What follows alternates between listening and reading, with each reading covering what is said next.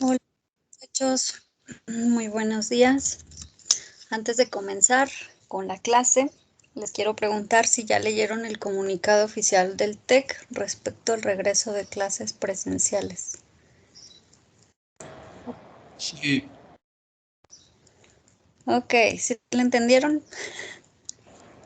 Yo no lo he leído, maestra, no sé qué dice. no, pues según lo que entendí es que vamos a regresar gradualmente dependiendo la importancia de la materia, ¿no?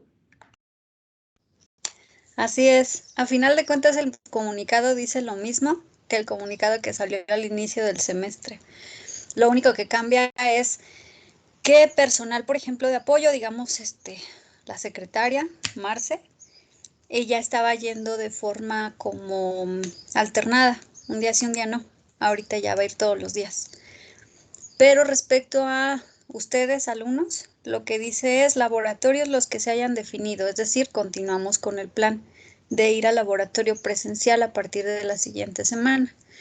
Y clases solamente las que se hayan determinado como importantes, que en realidad ahí lo hacen como muy para, le voy a decir así, taparle el ojo al macho, pero en realidad tiene más que ver con posgrados. Los posgrados sí están ya asistiendo. En el caso de nosotros lo más seguro es que no. O sea, lo plantea como quienes se defina. Ahorita en bioquímica van a definir si hay algunos salones o grupos que requieran forzosamente clase presencial, pero desde el inicio del semestre ya se había como analizado y ellos deciden, o sea, no crean que a nosotros maestros nos preguntaron, ¿crees que tu clase sea importante que sea presencial? No, ellos están pues haciendo la evaluación. Así que casi estoy segura que no vamos a volver este semestre a clase. Laboratorios sí, los que ya estaban planeados, clase lo más seguro es que no. ¿Por qué se los digo? Porque yo sé que algunos de ustedes no están en Morelia y a lo mejor les preocupaba eso de conseguir casa o lo que sea. Entonces, relájense, lo más seguro es que no, que ya terminemos en línea las clases y ahora sí, siguiente semestre, yo creo que lo más seguro es que sí ya regresemos.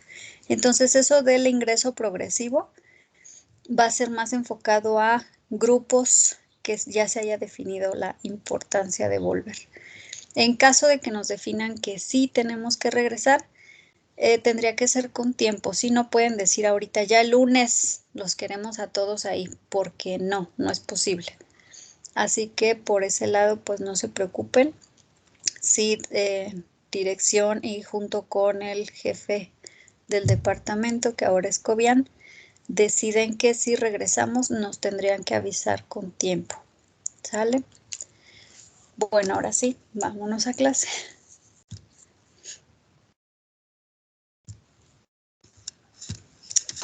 Bueno, ayer nos quedábamos aquí, en donde veíamos el mecanismo de reacción sobre un catalizador soportado, en donde en la barra gris se muestra el soporte, en cuadritos o rectángulos verdes se muestra el catalizador con su centro activo y las bolitas de colores son los reactivos, en donde se lleva a cabo la reacción y se liberan.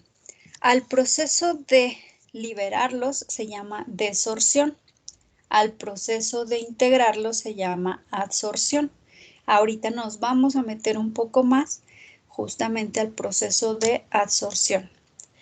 Respecto al sitio catalítico, también denominado sitio activo, por obviedad su nombre, es el sitio que hace la catálisis o bien es el sitio que se mantiene activo.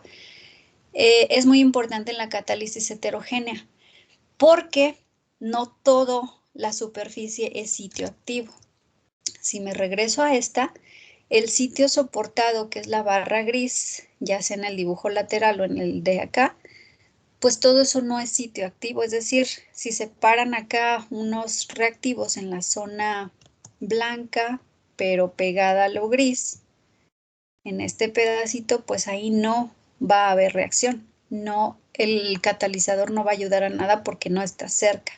Tiene que ser sobre el catalizador para que se lleve a cabo. Entonces, no toda la superficie es catalizador. Cuando una reacción se da, estando los reactivos en fase líquida o gaseosa y el catalizador en fase sólida, la mayor parte de las ocasiones no es toda la superficie del sólido la que tiene acción efectiva sobre la reacción. Esta reacción se va a desarrollar sobre puntos o regiones específicas que son las activas. Por lo tanto, la velocidad de reacción en casos ideales va a ser proporcional al número de sitios. Si tenemos más sitios activos, obviamente esa velocidad de reacción se verá incrementada. Si son muy pocos, pues se verá reducida.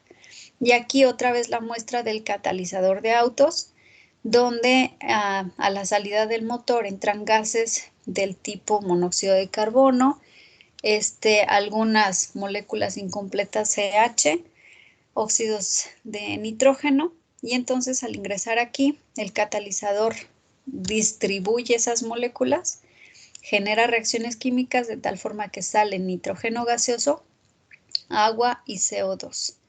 Que estos dos últimos pues son los normales de una reacción de combustión completa y pues es el mismo gas que está ingresando en el aire ambiente. En el caso de nosotros, cuando respiramos al N2 no le hacemos nada o él no nos hace nada, ingresa y sale igualito. En el caso de una combustión, pues en ocasiones oxígenos que se liberan de una combustión incompleta se pegan a ese nitrógeno y nos forman los óxidos de nitrógeno en el ambiente, que pues es uno de los contaminantes que no se esperan. Entonces, dentro de esto, no toda la superficie es catalítico, solamente tiene secciones. Y en esas paletas o secciones son donde se llevan a cabo. Muy bien, hasta aquí antes de pasar al siguiente tema, ¿todo bien? Genial. El siguiente tema pues es nada más profundizar un poco a lo que es el proceso de adsorción. Cuando hablamos de adsorción, y lo van a ver ustedes en operaciones unitarias 2, estamos generalizando tanto fisisorción como quimisorción. Para la adsorción que vamos a ver aquí, específicamente nos interesa la quimisorción, es decir, una adsorción para poder realizar reacciones químicas. Entonces, en ocasiones, este proceso será netamente físico sin alteraciones moleculares.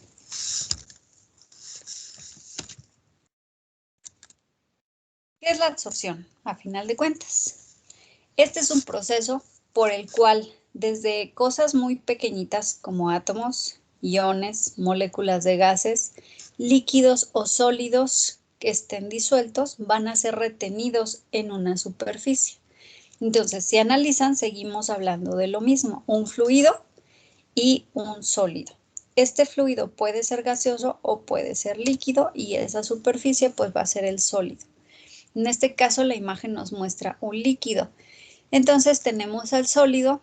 El líquido usualmente va a pasar a través de, es decir, no es que llegue al sólido, rebote y se regrese, sino usualmente cuando llevamos un proceso de este tipo, pretendemos que haga un recorrido a través del sólido.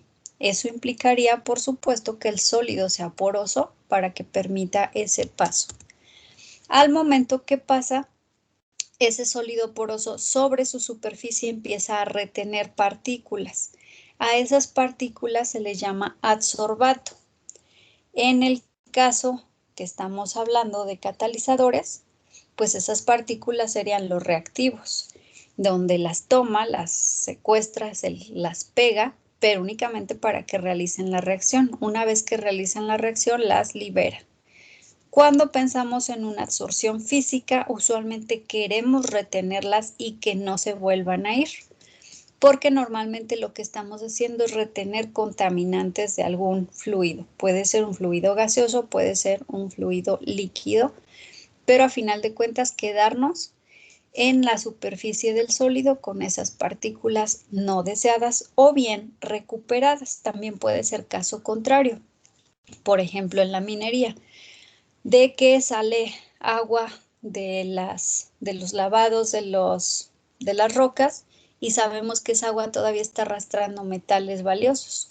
Entonces la hacen pasar por un proceso de adsorción para recuperar esos metales y no se pierdan.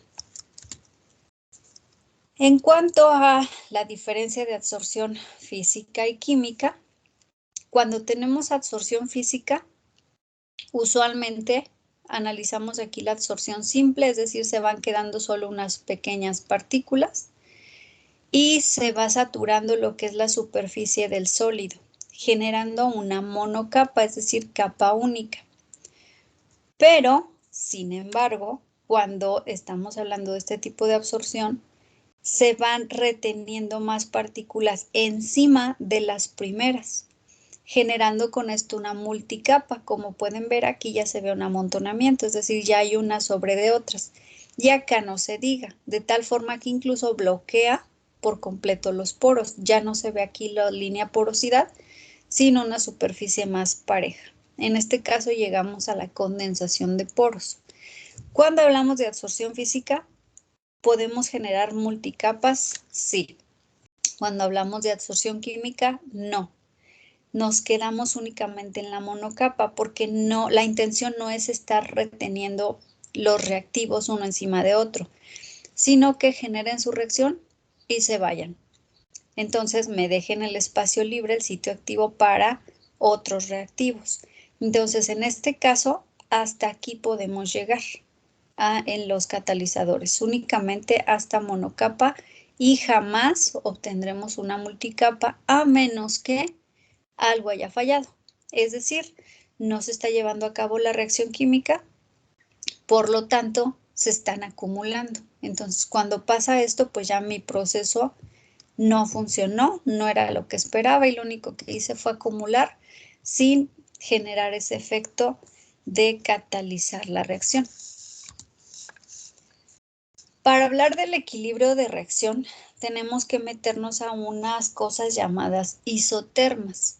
Estas isotermas, a final de cuentas, son grafiquitas que nos muestran una relación del equilibrio entre la concentración de la fase fluida y la concentración de las partículas del adsorbente y igualito que las velocidades de reacción, siempre a temperaturas determinadas. No puede ser temperatura arbitraria porque no va a ser lo mismo la función del catalizador a, no sé, 10 grados que a tal vez 80 grados. ¿Por qué mencioné estas dos temperaturas? Porque se me ocurrió pensar justamente en el catalizador de los carros. No sé si ustedes han notado que cuando hace mucho frío en la ciudad y ustedes prenden un carro, pues probablemente tu carro no lo ves porque vas arriba de él, pero si estás en un semáforo formado, el carro que está delante de ti puedes ver a través del escape o puedes ver el escape que en lugar de estar sacando vapores, avienta de repente unas bocanadas de líquido, está expulsando líquido.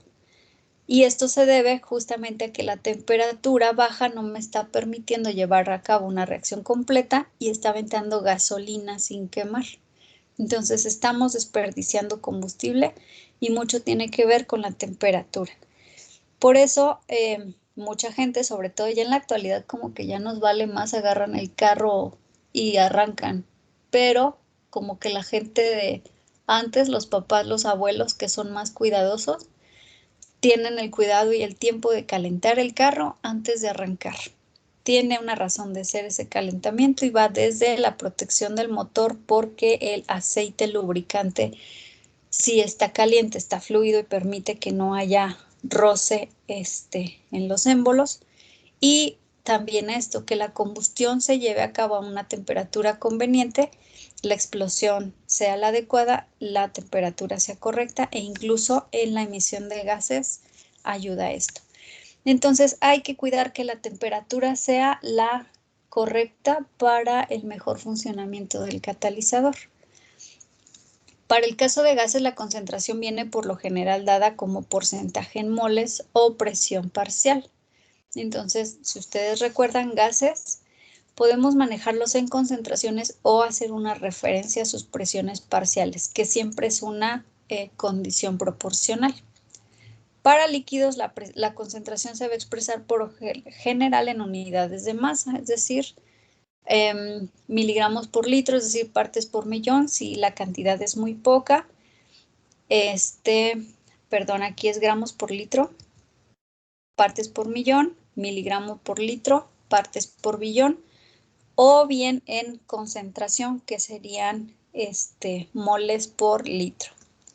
La concentración del adsorbato sobre el sólido va a venir dada como masa absorbida por unidad de masa del absorbente original. Muy parecido a, pues, simples concentraciones, nada más que ahora no en lo que están disueltos, sino en el absorbente donde se quedan, para el caso que se queden.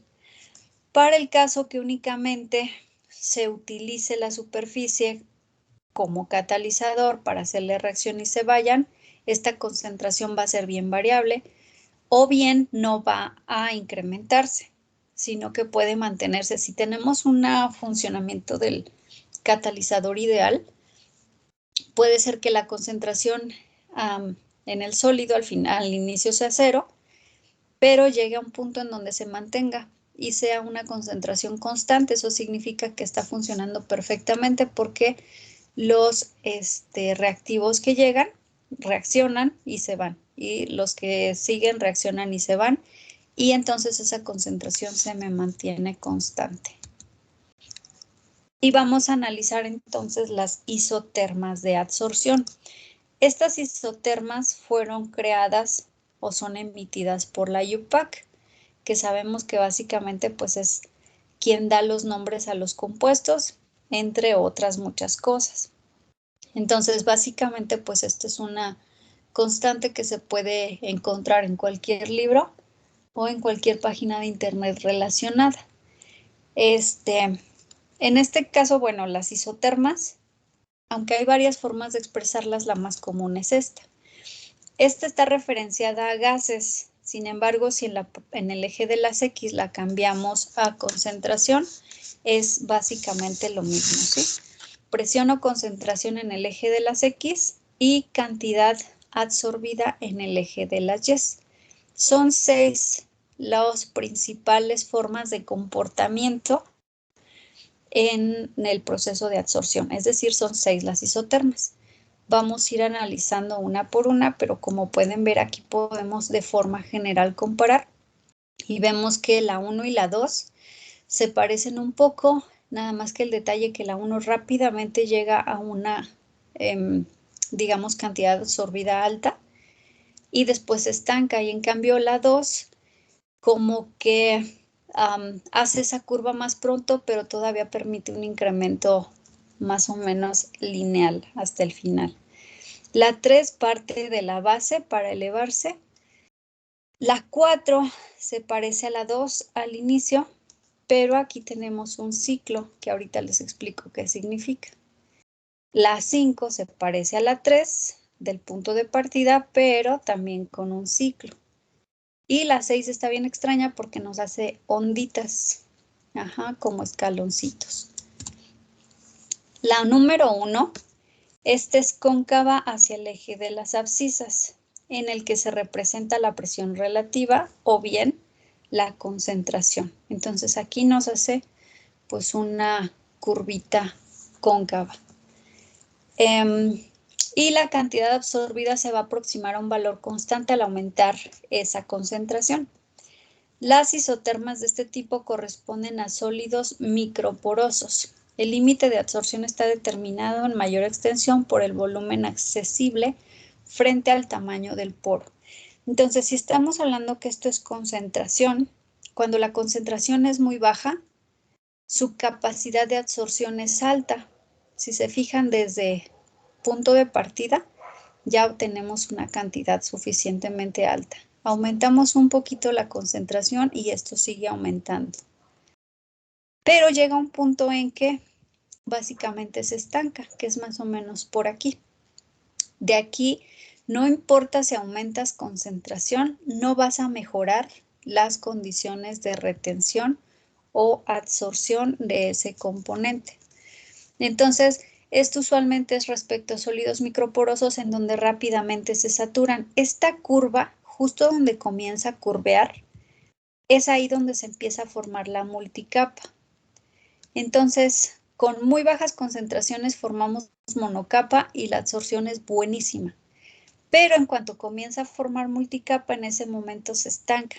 Y justamente es porque al ser microporoso, los poros se tapan y ya no hay superficie donde quedarse. Entonces, no importa si tienes concentraciones ya muy, muy altas, básicamente te quedas en donde mismo.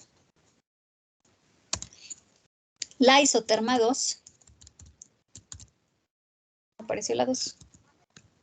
A ver, esperen, déjenme salgo.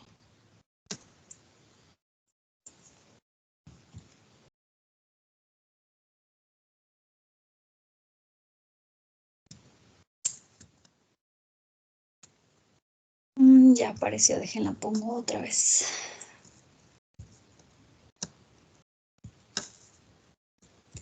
La isoterma 2 es la forma más común de isotermas o la más normal, que se obtiene con un sólido no poroso o macroporoso. Representa una absorción en monocapa y multicapa sin restricciones, ya que los poros son más grandes o la superficie es más lisa, pues todavía nos da chance de seguir amontonando, digamos, adsorbato uno arriba de otro. Se admite frecuentemente que el punto B indique el valor de presión relativa para el cual el recubrimiento de monocapa se ha completado. Es decir, lo que les decía justo en la curvita, vamos a comenzar con la multicapa. Entonces, a partir de aquí ya se saturó la primera capa, pero esta, aunque tengamos incremento en la concentración, sigue permitiéndonos más absorción, uno encima de otro. Esto usualmente pues para sólidos que estén lisos o que sus poros sean amplios, porque todavía me da chance de seguir amontonando o encimando más componente encima del primero. Aunque pues obviamente digamos que al inicio su interacción con él es más lenta que la isoterma número 1. La número 1 rápidamente puede absorber gran cantidad, en esta no tanto, pero sí me permite seguir acumulando a través del proceso. Casi siempre en todas, cuando llegamos como a una presión máxima, incrementa de manera importante, pero en este caso es únicamente para presiones. En caso de concentraciones, sí, pero dependiendo un poco del tipo de sólido que se trate. La isoterma número 3, esta más bien va al revés, es convexa hacia el eje de las abscisas, para todo el intervalo de presión relativa. Este tipo de isoterma se presenta en materiales macroporosos o no porosos, pero, y aquí la diferencia con la 2, que no tengan afinidad. Que básicamente la afinidad es muy mala entre el sólido y lo que queremos retener. Por lo tanto, al ser las interacciones adsorbato-absorbente menores, no se va a observar el efecto de un campo de fuerzas a bajas presiones. Entonces, tenemos baja presión, no se está reteniendo nada. O concentración. La aumentas poquito y apenas alcanza a retener poquito.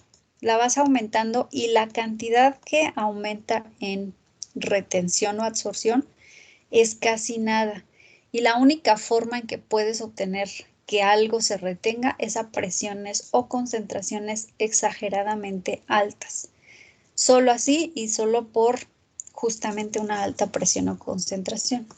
Entonces, en esta que vemos como que comienza o parte de cero, siguiendo una asíntota al inicio, no es funcional. Si a la hora de que generamos un proceso de absorción y vemos que el comportamiento es así, pues malo, ¿sí? No nos está funcionando. Esta isoterma no nos conviene. Para el caso de afinidad.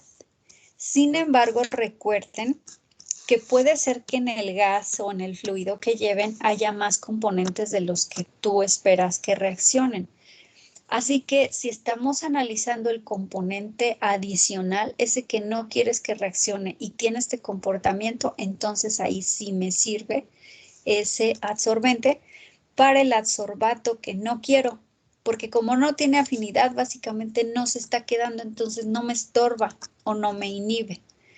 Así que puede ser que en una situación estemos analizando varios componentes al mismo tiempo y con esto podamos definir cuál nos conviene más. Entonces, en este caso, si fuera el componente que sí quiero, no me funciona. Si es el componente que quiero que no me estorbe, sí funciona. La número 4, les decía, se parece a la 2. El ciclo se asocia con la condensación capilar propia de absorción-desorción en mesoporosos y un valor límite en la cantidad absorbida para el intervalo superior de presión relativa. La parte inicial pues es la curvita de la monocapa y hasta ahí se parece a la 2. Pero el detalle es que aquí sigue absorbiendo, pero llega un momento que se satura. Acuérdense que a partir de aquí ya no estamos hablando de monocapa, sino multi.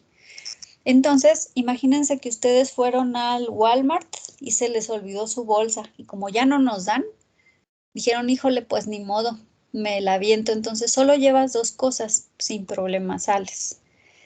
Llevas 5 cosas. Bueno, pues ya te las acomodas ahí entre los brazos. Pero llevas 10 cosas, te aseguro que en algún momento alguna de ellas se te va a caer. Eso pasa en este momento. La multicapa es tan alta que se nos regresa, es decir, se tira o se desorbe. Entonces, esta de abajo es el proceso de absorción, llega un punto que se satura y me regresa, como en serpientes y escaleras. Caíste en la serpiente y vas para abajo. Entonces, hace una desorción que genera un ciclo.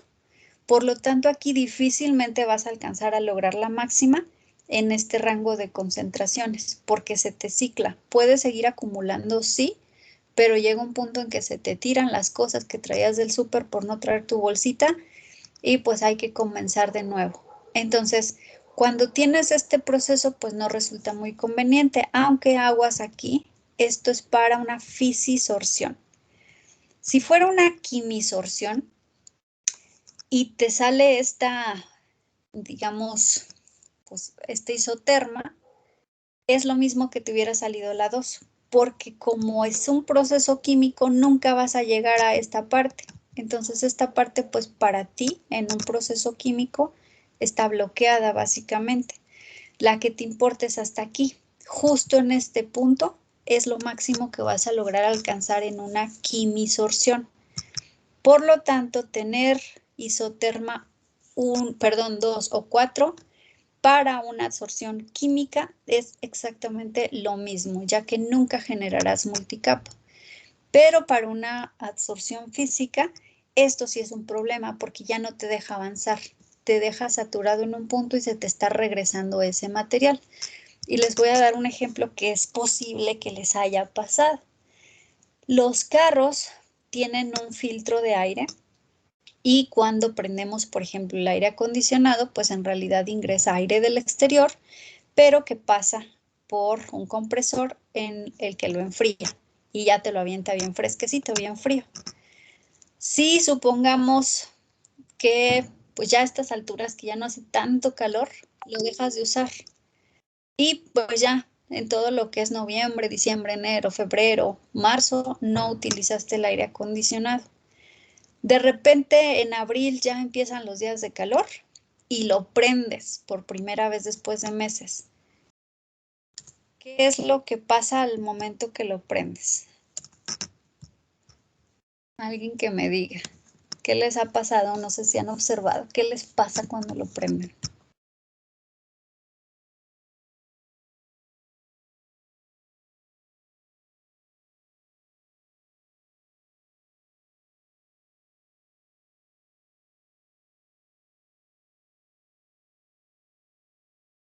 ¿A nadie le ha pasado?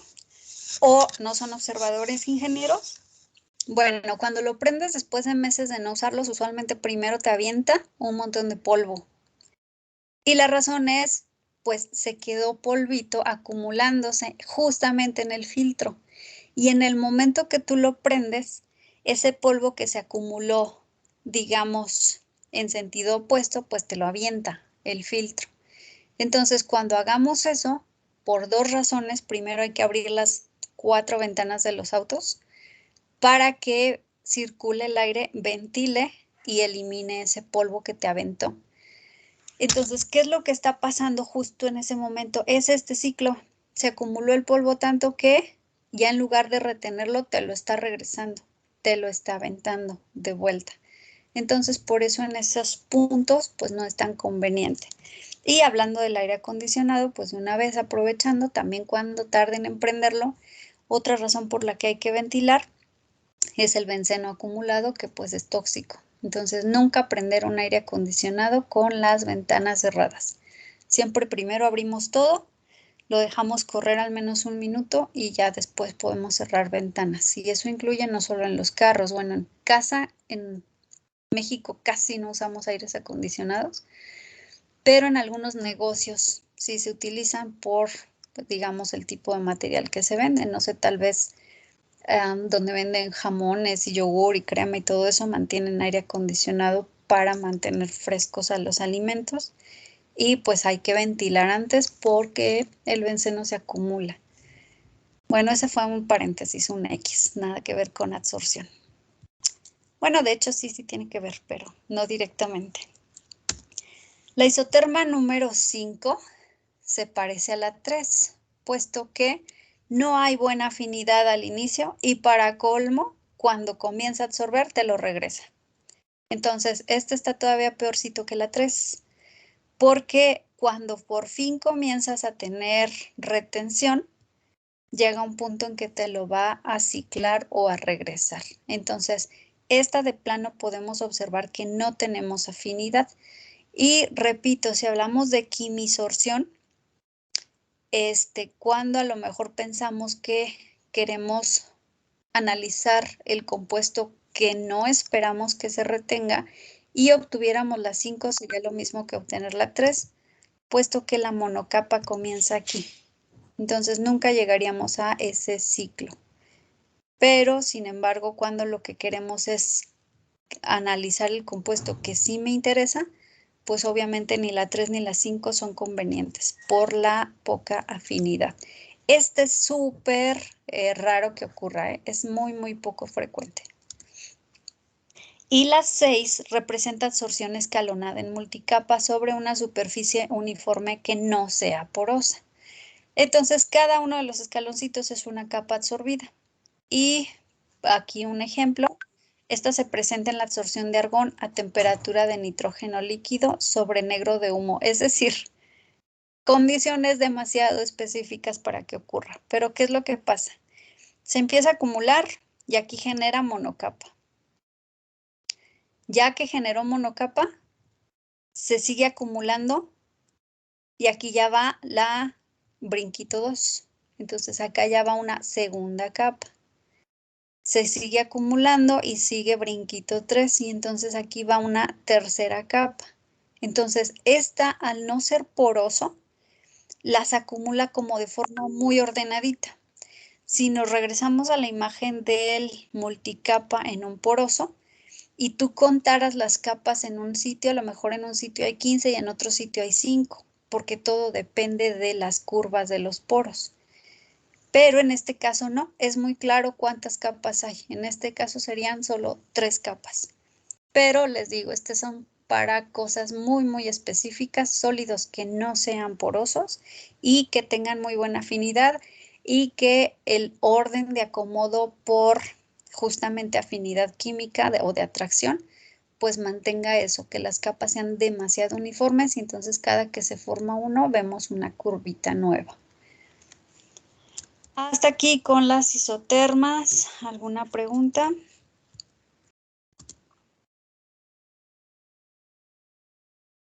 ¿No? Bueno, genial. Vamos a ver comportamientos generales. Básicamente estas es como las anteriores, pero las generales, sin las características del ciclo, de los escaloncitos.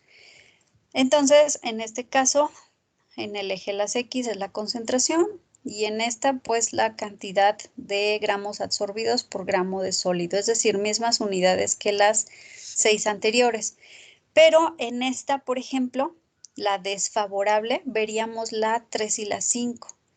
Entonces, cuando nos salga algo así, pues es que no nos está conviniendo. En este caso, nada más le están dando un nombre. Esta no es buena, es desfavorable. La 1 y la 2 serían estas dos. La muy favorable y la favorable. La número 1, que era la que rápidamente incrementaba la cantidad de absorbido y después se estancaba, es la mejor de todas. Aunque es más común encontrarnos esta. Pero esta sería la excelente porque incluso con muy poca concentración rápidamente absorbe lo más posible. Sin embargo, si queremos algo que incluso a altas concentraciones siga reteniendo, pues nos conviene más la 2, la favorable.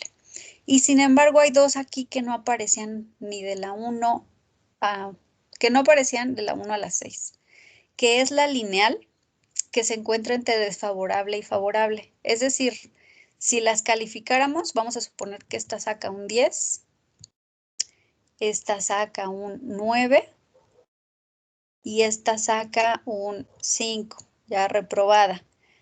Pues esta lineal quedaría en medio, sacaría como un 7. Entonces, sí existen algunas isotermas que no dan curva, pero también es muy raro encontrarlas. Entonces, no es desfavorable porque al menos sí está incrementando y sí tiene un poco de afinidad, pero tampoco es de las mejores. Sí es como de los que estamos ahí en la línea, en el aprobé, pero de panzazo. Entonces, tener una isoterma de este tipo sería como, me funciona, pero no es el mejor comportamiento que yo esperaría. Y tenemos acá una que es irreversible. Básicamente todas estas son reversibles. ¿Qué significa? En todas puede haber desorción.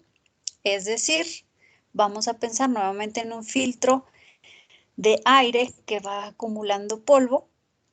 Entonces simplemente ese filtro se limpia, se saca del cartucho, se sacude, o se le hace pasar aire comprimido en sentido inverso y remueves la mayoría del polvo, es decir, hiciste que el proceso fuera reversible, tuviste una desorción. En el caso, por ejemplo, nuestra ropa, pues todos los días se ensucia con polvito, con partículas, con mugre, con grasa, con lo que sea, y no la tiras, sino que haces una desorción de todo lo que se retuvo.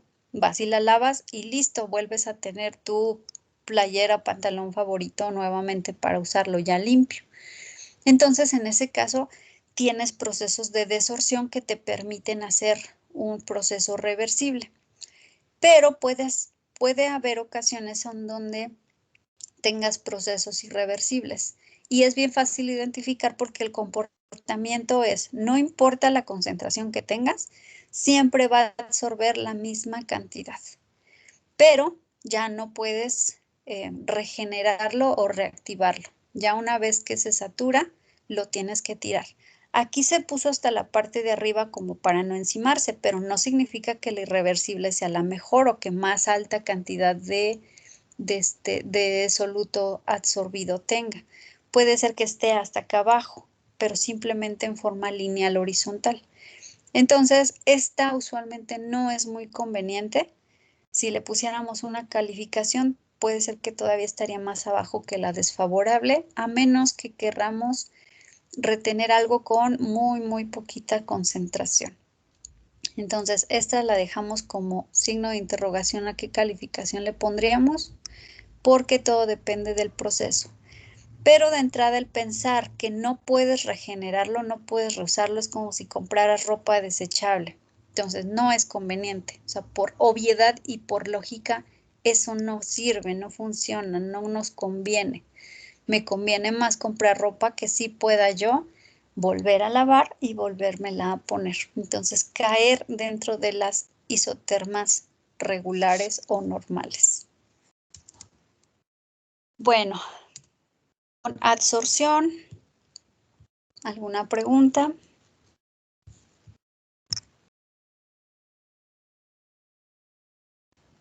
Si queda claro qué es absorción y qué es desorción.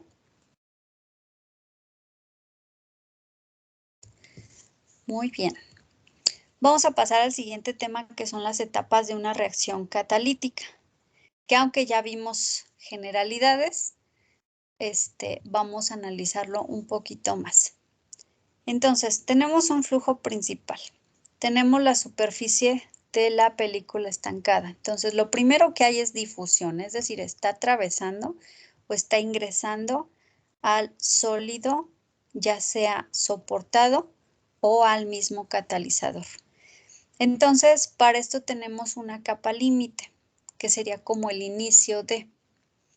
Entonces, tenemos una superficie exterior de la partícula. Va a ingresar a la misma partícula o al poro.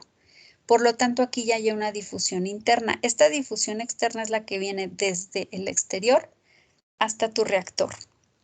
Una vez dentro del reactor, atraviesa esa partícula y hay una difusión interna. Por lo tanto, todavía ingresa a la superficie de la partícula, se genera la absorción, caemos al punto que queremos llegar, que es al centro activo, generamos la reacción y una vez que se genera, llegaron aquí reactivos, salen aquí productos, a lo mejor la forma de liberarlos es porque ya no hay afinidad con el centro activo y entonces se sueltan y genera desorción.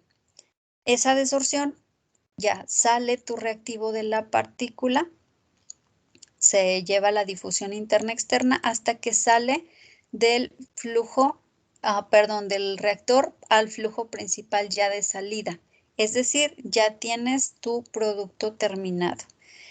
En las etapas 1, 2, 6 y 7 son etapas físicas, solo hay transferencia de materia. La difusión interna y externa de reactivos y productos. Pero las etapas 3, 4 y 5, que son estas de acá, esas son etapas químicas, en donde se lleva la absorción de reactivo, la reacción y desorción de productos.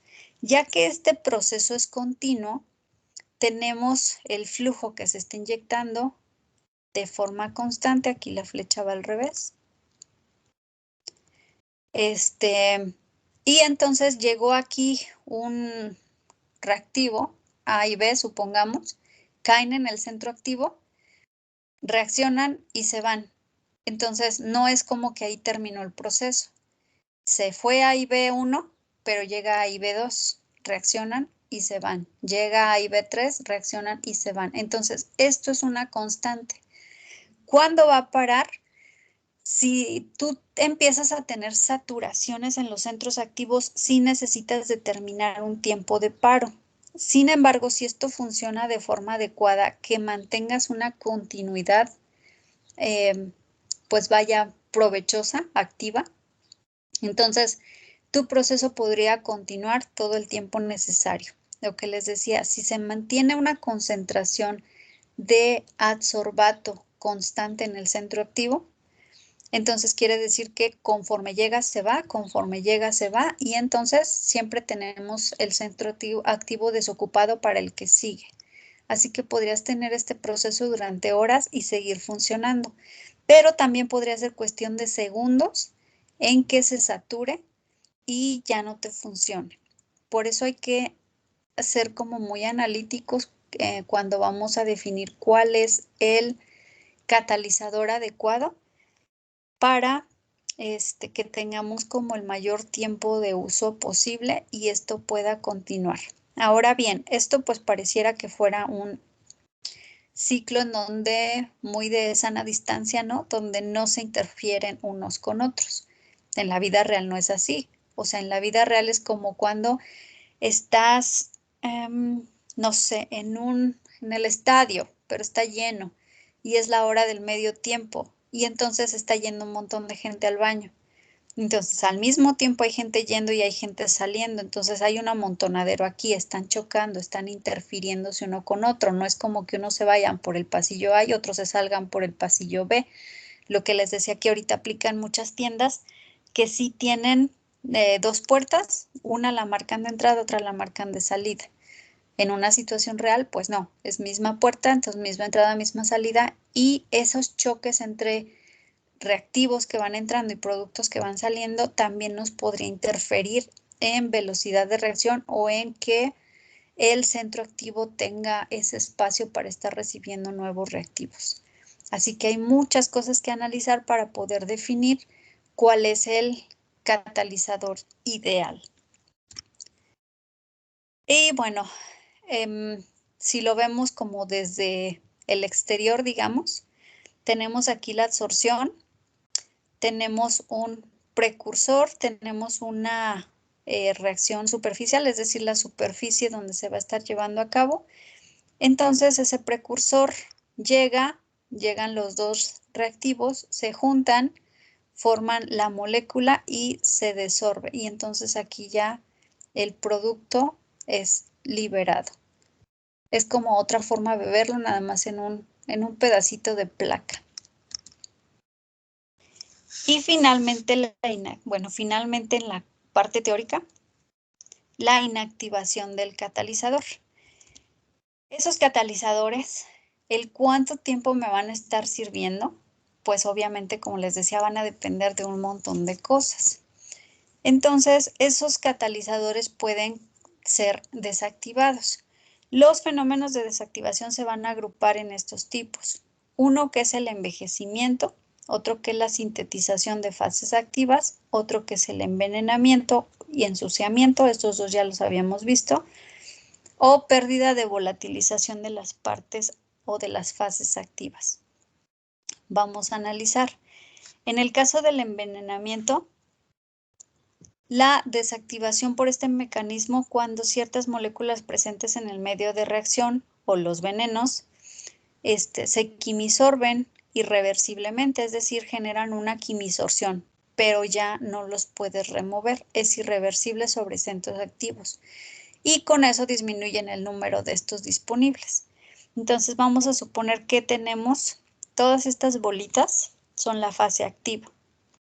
Entonces, de forma normal, llegaría el reactivo, reacciona y se va. Pero en este caso, aparte de los reactivos, se está quedando esa partícula extraña. Ya sea llegó o ya sea reaccionó mal y se quedó atascada. Entonces, este veneno ya no se va. Por lo tanto, si yo tenía toda esta superficie, que son 8 bolitas de sitio activo, este veneno ahorita me está ocupando 2. Si llega de repente otro veneno y se sitúa aquí, pues ya me está ocupando otros 2. Si más adelante llega otro, se sitúa aquí, me está ocupando otros 2. Y entonces, a final de cuentas, ya mis sitios activos quedan muy poquititos. Entonces, cuando ya eso no está funcionando, eso se le llama envenenamiento, es decir, se saturó con veneno y ya no me sirve. Entonces, en ese momento, ese catalizador se desactivó. Ya no tiene esa activación que yo esperaba.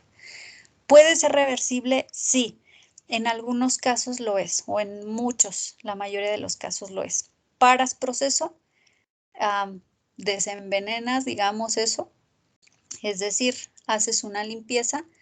Puede ser con temperatura, puede ser con algún fluido que diluye ese veneno y lo remueva, puede ser con aire comprimido en sentido opuesto. Todo depende de qué partícula se trate. El otro, el ensuciamiento, que también ya lo habíamos visto. La desactivación por ensuciamiento se debe al depósito de residuos. Aquí un ejemplo, carbonosos, que quedan retenidos en la superficie del catalizador, bloqueando la parte de los centros activos. O sea, se quedan depositados sobre los centros o también pueden tapar completamente los poros. Entonces, en este caso son las manchitas negras. Puede ser que ese ensuciamiento se dé a cabo en superficies no activas y ahí no pasaría nada. Pero puede ser que ese ensuciamiento se dé en sitios importantes, te tapa completamente el poro. Entonces, pues ya no te da acceso a ninguno de los sitios activos. O se está quedando pegado entre sitios activos o sobre sitios activos. Y entonces ahí ya ese ensuciamiento te implica que ya eso no te está sirviendo, ya no te funciona y necesitas limpiar o reactivar. En esta también la mayor parte de las ocasiones es posible. Es cuestión de darle una limpiada, una lavada. Puede ser con solventes que lo remuevan, puede ser temperatura o puede ser aire en algunas ocasiones. Otro es el envejecimiento. Este sí es más crítico. La desactivación por envejecimiento se debe a procesos de degradación de la estructura en condiciones de reacción. Es decir, la reducción de superficie específica por estrechamiento o cierre del poro que reduce el número de centros activos accesibles al catalizador. Un ejemplo de envejecimiento. Bueno, aquí les voy a dar aquí los 3 ejemplos en una situación que también seguro les ha pasado, si es que ayudan a lavar los trastes en su casa. Si supongamos que utilizamos una esponja, cada vez que lavas tú los trastes, vamos a suponer que lavaron la cazuela de los frijoles. Esa esponja se queda llena de frijoles. ¿Qué le pasó?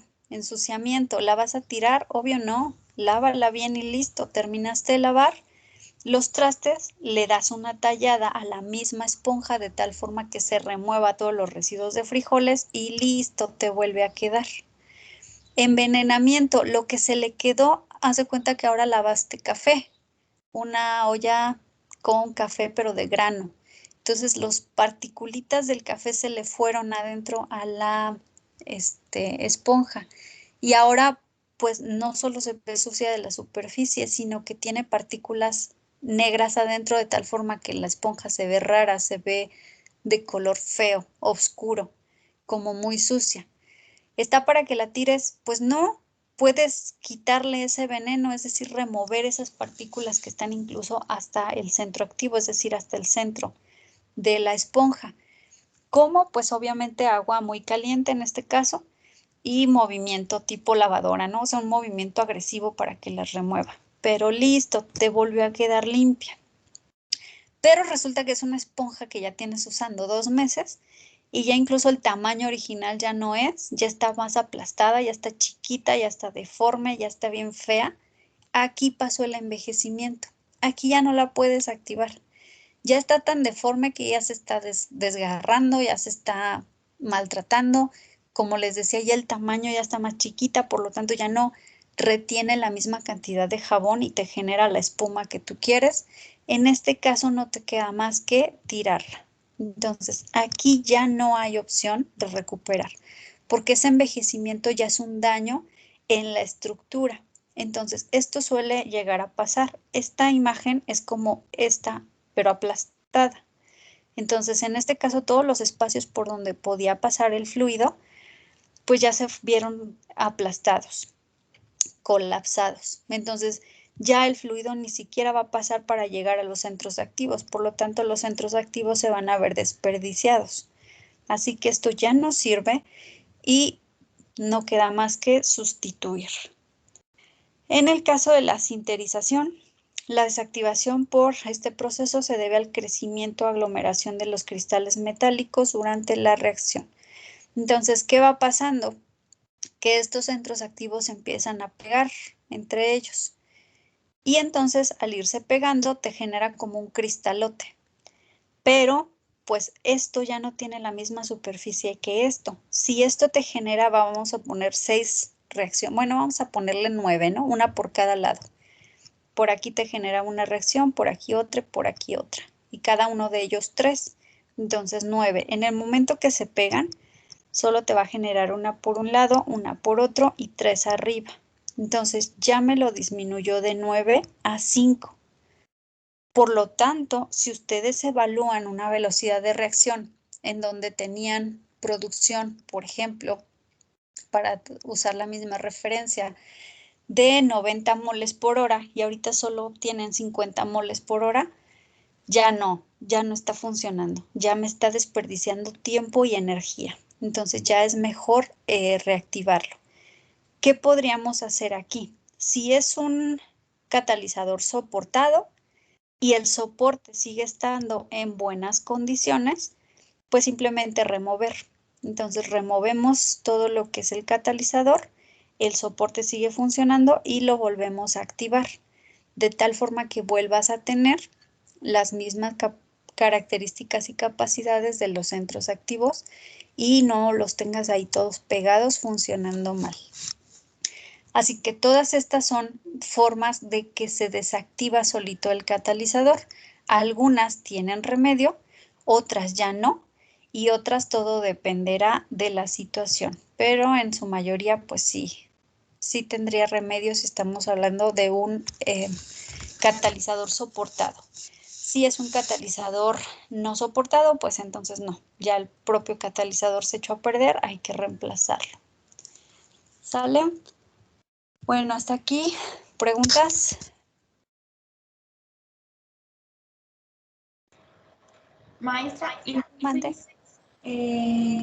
la diferencia entre el envenenamiento y el ensuciamiento es que el ensuciamiento solo es sobre la superficie y el envenenamiento sí es dentro del sitio activo.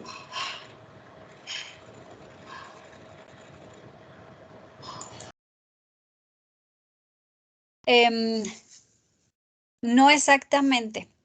Más bien el ensuciamiento, como su nombre lo dice, es suciedad, nada más.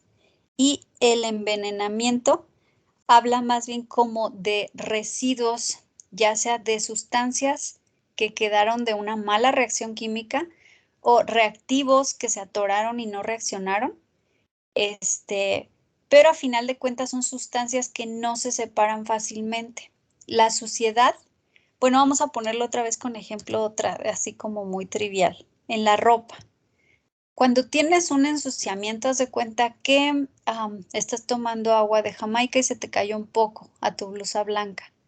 Se ve horrible, te tienes que cambiar la blusa, pero la lavas y queda perfecta.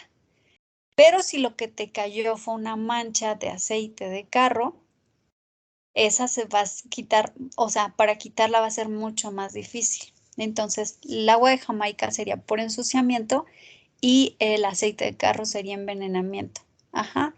Entonces, envenenamiento se enfoca más como a moléculas que están atascadas.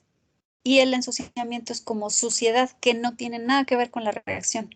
Que se metió, por ejemplo, que eran partículas de hollín que venían dentro del fluido gaseoso o algo así. Entonces, envenenamiento es como más pegado, más difícil de quitar porque se trata de moléculas atascadas no deseadas. Ajá. Sí, maestra, ya. Gracias. Muy bien. ¿Alguna otra pregunta? Bueno, como les dije, era un montón de teoría y pues sí, es un montón de teoría, pero eso fue todo. Esta unidad, fue mucha teoría, vamos a hacer muy poco de práctica, de ejercicios. Mañana hacemos algunos, empezamos y pues planeamos cuándo hacer el examen. Acuérdense que se nos movió todo con esto de los laboratorios virtuales, entonces nos tenemos que ajustar a lo que sea más conveniente. Y bueno, pues entonces por lo pronto es todo. Les dejo las diapositivas cargadas y nos vemos el día de mañana. ¿Sale? Que tengan bonito día. Igualmente, maestra. Hasta mañana.